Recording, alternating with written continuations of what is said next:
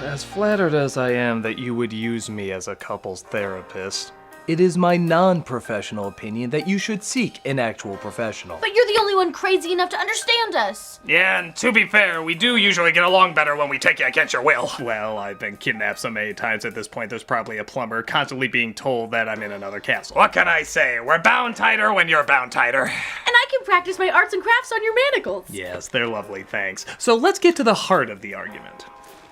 Rather not talk about it. Good, I'd rather not hear about it. Key, please. It's just that we thought that we agreed on every single thing and we found out that there's one major hiccup.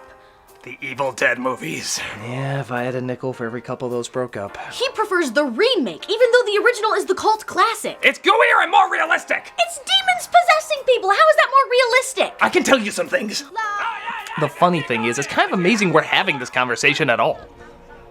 The original Evil Dead, a horror film about a group of people being possessed by spirits, is still considered a cult classic. It put Sam Raimi and Bruce Campbell on the map, led to hugely entertaining sequels, and still stands as one of the most uniquely corny yet somehow badass horror films ever made. So, when it was announced a remake was coming out, people reacted how everybody reacts when they hear a remake is coming out. It was betraying what was perfect, don't fix what's not broken, something about fucking your mother with a chainsaw, it's the internet, you know somebody said that. Yet when the movie came out, many people were surprisingly open to it. They said it was different enough to be its own thing, yet had just enough callbacks and practical effects to make it a loving send-up. The blood hit the fan, and a lot of people seemed to have a gory good time. Well, most people. Oh, come on, that never works. I know you can hear me. I know you can hear me. Oh, hey, can you not hear that? Can you not hear that? Oh, can you not hear that? It's so silent. Hey! Oh, you can hear him, but not me, huh? Oh, yeah. Just keep going in. Go to your happy little world. Double hey! Now, a good therapist will tell you that disagreement is the core of compromise, and being open to a new point of view helps you grow as a couple. Thankfully, I'm not a good therapist, so I say fight until somebody wins. Yeah! So strap yourself in! Whether you have a choice or not, I don't have a choice, do I? Yeah, kinda figured. This is old versus new, The Evil Dead.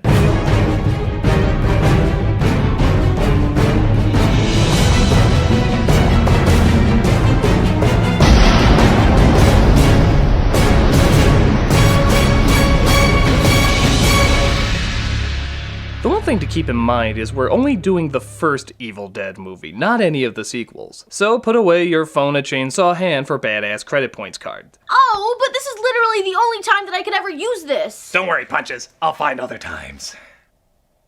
Let's start with story.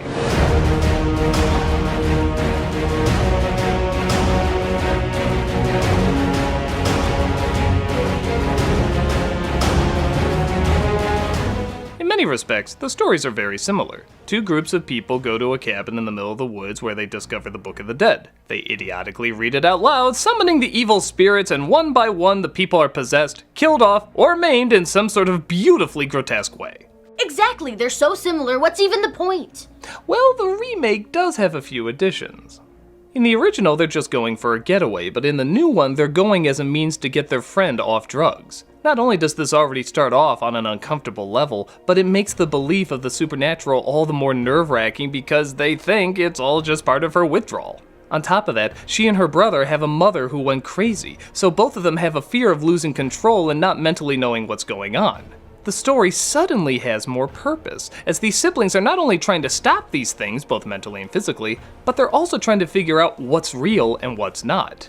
It also starts off as any psychologically challenging film should, violent as hell! The first film, they just arrive at the cabin, but in this one, this chick is knocked out, her dad's gonna burn her alive, for some reason that Eraserhead baby is there, and only as she's fired up does she reveal her roasting bitch face. Then pop goes the evil! That's how you start a gory movie! Blood! What was the point of all that? Blood! But it doesn't tie into anything! You guys don't mind if I phone for help, do you? No, go ahead. Fine. I know it's technically the people that were there before, but we barely know anything about them. Like, who was that Eraserhead baby guy? Yeah, that was a little weird. The original starts off simple and unassuming. You have no idea what you're in for. The Book of the Dead is discovered and you have no idea what it can do, building up the suspense. You also hear more about who these people are, seemingly kind folks who stumble across something awful, which makes it even more uncomfortable building up what's coming.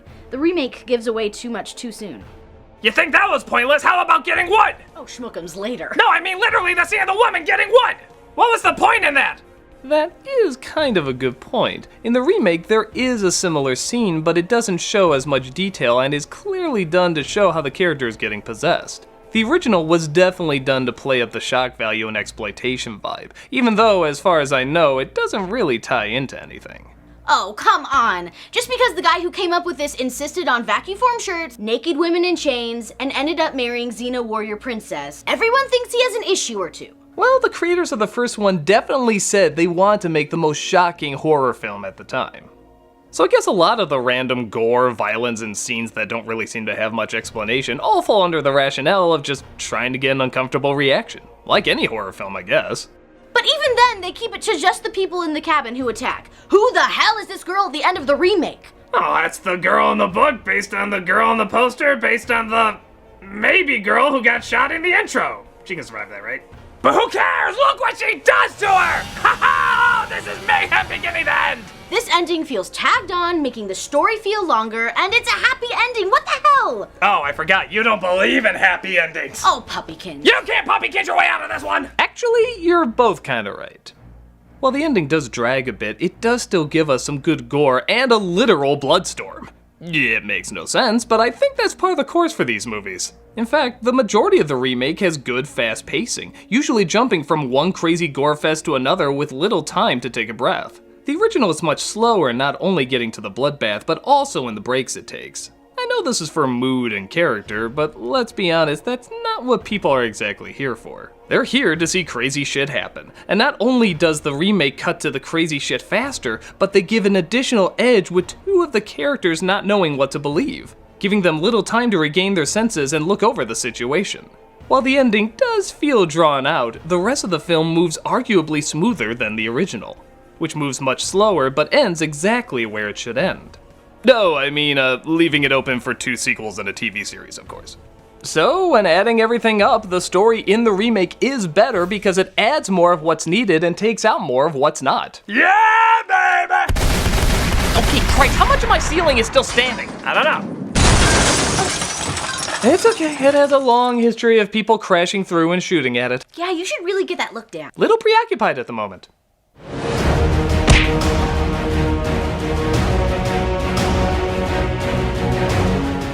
It's like you to gloat. It's like you to goat! What? You heard me! Yeah, I did, but I didn't get it. You didn't get it to spite me! Okay! It's not my intention to anger the man who dresses in guns, so why don't we use the puppets that my therapy book / how to survive a hostage situation recommended? Yeah, I guess we could do that. Sure. You just can't beat the main actor in the original films. It's Bruce Campbell, for God's sakes. Yeah, but he was barely in it, though! Why are you using that voice? I don't know. Just feel like that's how we should talk. Well, you're not supposed to use a funny voice. You're just supposed to, like, talk. Well, then why are we using him at all? Use the puppet! Why are we using him at all? Hey, you're doing the voice again! How is that supposed to help? It's supposed to help you say things that you would never say. Oh, you mean like the original Evil Dead is better? I don't like playing dolls with you. Puh-puh! My mini boner. You destroyed my mini boner! I'll kill you! I'll kill you! Die! Oh my god, I killed her. You killed her. I kill puppet you. You killed Puppet me. Do we bury her in a shoebox or how's this work? She wanted to be cremated. Puppet you is very specific. Well, she prepared for everything except for you killing her ass. Alright, let me find a fireplace. Christ, this is best main character!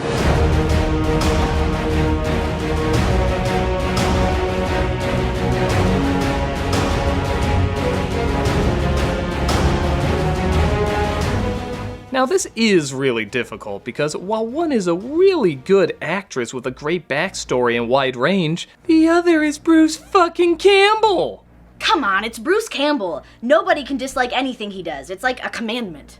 But there is one major problem. This isn't really the Ash we've all come to know and love. He's not a badass, he's not a line quoter, he's not a larger-than-life screw-up, he's just a guy.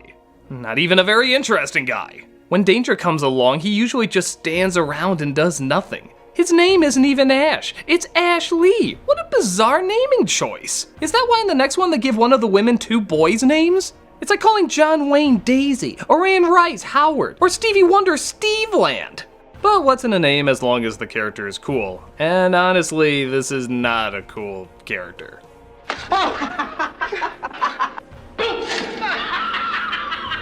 He's the dweeb, he's the loser, he's the guy you kinda forget about so that it surprises you when he's the one that survives at the end. Mia is kind of a similar fake out.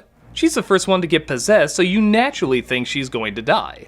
But through some very strange demonic loopholes, she ends up coming back and the brother gets axed. However, the range she has to go through is amazing. She has to be pissed off but composed, withdrawing, getting possessed, going back and forth between reality and crazy town, and then she has to be the fighting hero at the end. In a sense, she kinda plays every role you can play in a horror film. It's like a one-woman gore show. Plus, she's the greatest combination of Golem and Grima Wormtongue ever! Ash in the first film is just kind of the victim. He does eventually fight back, but not in a way that makes us want to cheer for him. The remake surprisingly has more Ash qualities than the original Ash, despite her not even playing the same character. Don't get me wrong, Ash has got some funny lines and he's entertaining, but in comparing the two, there's just a lot more in both writing and performing with the remake. But this Ash gives birth to the cowardly badass that we all know and love. But that's not what's represented here. If there were no other movies and we just had to judge these two on their own, Mia would be the more interesting character. Kitten Mush, what are you doing? I don't know. I'm agreeing with him, and yet my hand wants to kill him based on what his outcome's gonna be. I can't believe I'm saying this, but Mia is the much better character compared to Ashley. Not Ash, Ashley. I can't help it! I agree with him, but my hand wants to kill him for saying anything bad about Bruce Campbell! We need him for our counseling! I don't have control! Ah! Ah! You know what needs to be done? I'm gonna lop off my Bruce Campbell loving hand! What? That's crazy! Maybe, but who's laughing now?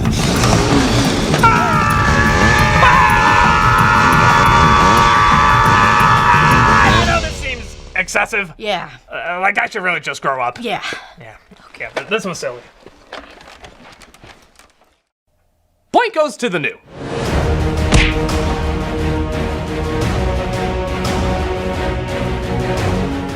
But you can't have a horror film without a lineup of bodies. Or a rescue. What the hell? Benny, thank God you got my message. Get me out of here, man! We can do this the easy way or the fun way. Oh, no, you don't, Agent J. There's no way you're gonna get in the way of our little feud with the Evil Dead movies. Oh, you're doing the Evil Dead movies. Can I join? Sure. Yeah, sit down. Thanks. I could never make up my mind of which one I liked more. You know, I could talk about those movies to death. So could we!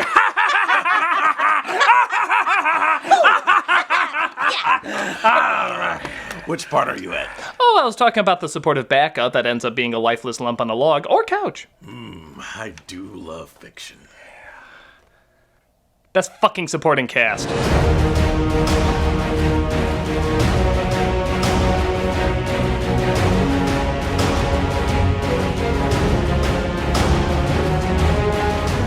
If I remember correctly, neither of these movies had particularly strong backup characters. Yeah, the support in both versions is pretty by the numbers. They both clearly exist just to be victims to either be killed off or possessed. When they get possessed, they're a lot of fun, each one with creative ways to look grotesque, gooey, and horrifying. But that still doesn't mean they have much personality before they're taken over. The closest was probably the brother in the second version because he at least had a concern for his sister's mental health, which ties into the fear of his mental health as well. But we know he's not gonna go crazy. Yep, just bagging up his sister's head and burying her alive. What, your brother never did that to you? There's also a clever trick where just before the blonde dies, the spirit leaves her body, meaning she can go back to normal. This is great for later when the brother has no idea if Mia being buried is the real Mia or not. But aside from that, the supporting cast doesn't offer that much and aren't really very memorable. The original Evil Dead has a huge advantage though. It has a sense of humor. Because it does have a corny way of doing things that's both frightening and kind of funny, the performances can be a little more hammy and not seem out of place. In a weird way, their sometimes awkward way of saying things helps them stand out more. Yeah, well, come on, I remember Nailhead and Cutty Face and Asshole Who Read Book Out Loud for no reason. Oh my god, they do kinda suck. Their performances are fine enough, so they're not distracting, but they're not strong enough to leave an impression. The original's performances are just off enough that you remember them a little more. Say what you will about Sam Raimi, but there's always something to remember. Except Costner baseball movie number 4. What was that one called? I don't remember.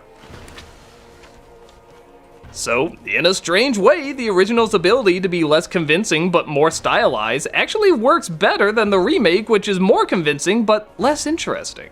The newer ones just didn't leave their mark. Dude, are you kidding? Those scars are gonna be there forever. I mean on our memory. Point goes to the old. Oh yeah! Oh yeah! You can take your little mini boner and shove it up a butt! Dude, too soon. Oh, I'm sorry, Snuggles. I'm still getting over that. I won't ask.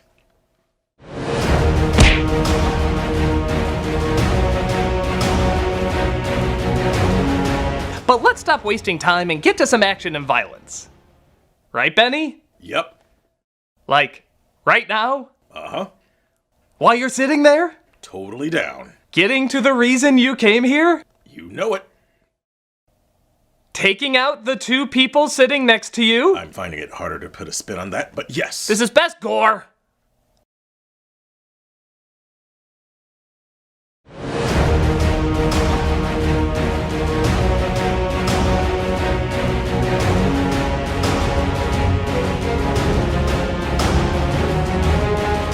Oh, what a bloody mess of a bloody mess. The gore in these movies are awesome, but it's the best in the new one. It looks more real, more painful, more disgusting.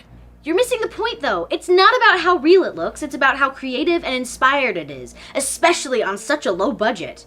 Evil Dead has a big following, so of course the remake is gonna have more money to make it more real. But give them credit, that in a time where computers do everything, the majority of the gore is done on set. So, all of the effects of the original were done on set. Both of these movies have very creative yet very different ways of doing their gore. The first film focused more on monster makeup, making them look more like demonic creatures. The remake focuses more on the avenues of mutilation. The monster stuff is mainly just contacts. But look at all the crazy ass ways they're chopped up. It's like a sculpture of clay that bleeds. It's kind of hard to see though, isn't it? There's often flickering lights or too many dark shadows. Oh, what? There weren't a lot of shadows in the first one? They definitely were, but they were shot in a way where you can make them out better. Yeah, you can make out how fake it is. I can't even. You can and you have! I'm Benny.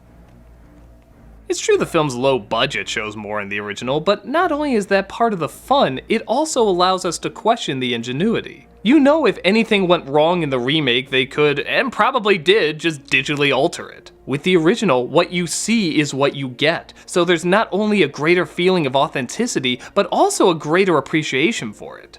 This effect of the animated scars growing took an hour to animate live on set, and the weight of that time is felt in those few seconds. Being fair, the remake must have taken a lot of time too.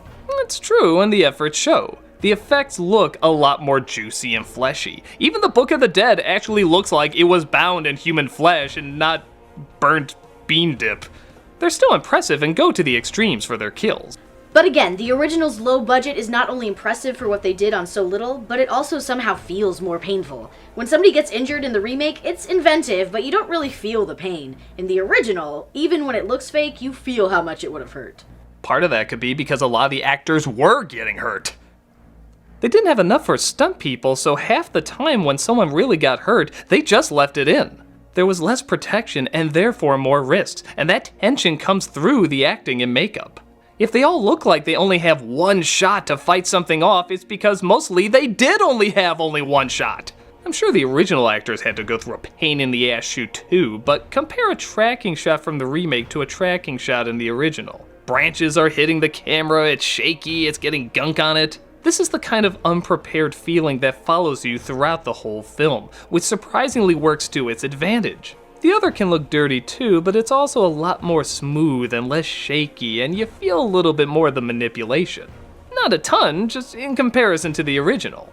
Add on top of that more variety in the different types of blood, scars, monsters, and techniques, and you have a competition that's close, but still favoring the original. Point goes to the old.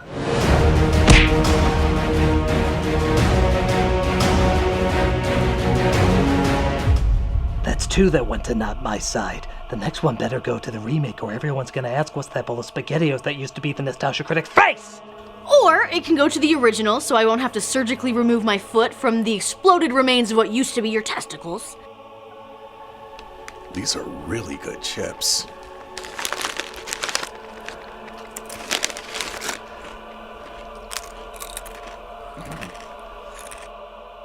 Well, seeing how there's no way out of this without a huge amount of pain. A lot. A lot amount of pain. Let's just go to the final category. Atmosphere.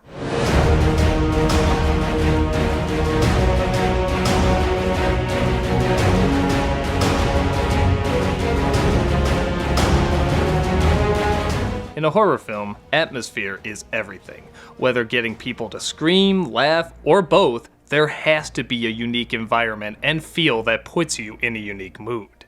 Both films have a lot of silence and both films have a lot of screaming.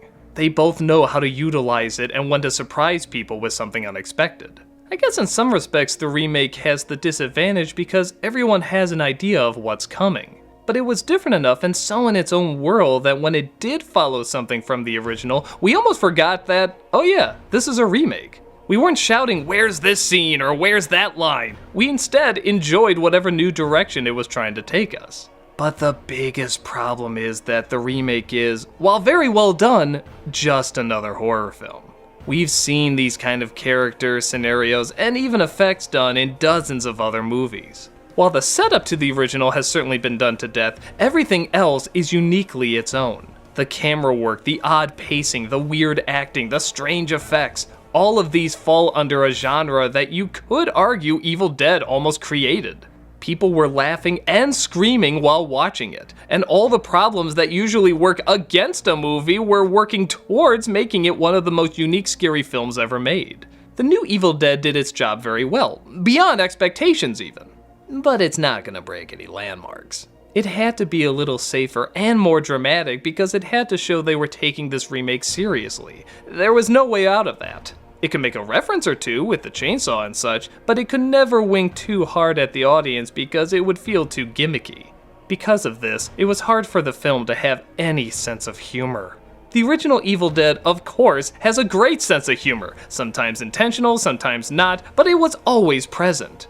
That's a big part of what made it stand out. It's not the remake's fault for any of these problems. Honestly, I don't know how you could really work around it. It's amazing that they got the product that they did. Something different, but still familiar enough to be a loving homage to a classic.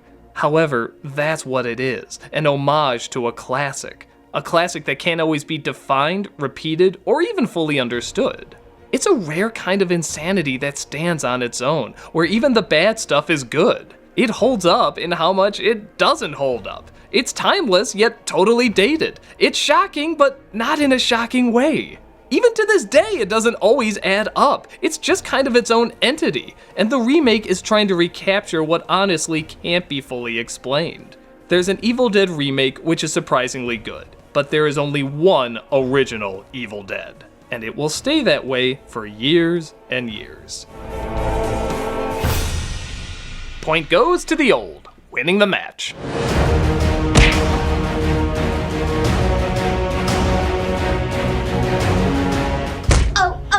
It didn't have to be this way, critic. Troy would have shot some part of you, but it'd be a part that you would survive through, I think. After more think about not changing my plans that much, but nevertheless, you are gonna die. My one regret is not talking like a pirate on Talk Like a Pirate Day. I should have given that a chance. That's right, right here, in your own studio. You will parrot, for God's sakes, throat slitter, and trying to kill a guy! Well, I've never distracted you before. Well, we've never been in a fight before. I hate fighting with you, Bubblegum. I do too, Razorblade, but how we gotta settle our differences? You know, I do have a brother that specializes in just this sort of thing. I see. So me refusing to back down comes from my fear of artichokes. And my need for attention comes from my past of wrestling polar bears. But By God, it all makes sense! You finally cured us! Thank you, Bill! You've given us a new chapter in our lives that we'll never forget! Come, sharpshooter! Let's go do stuff! Together stuff!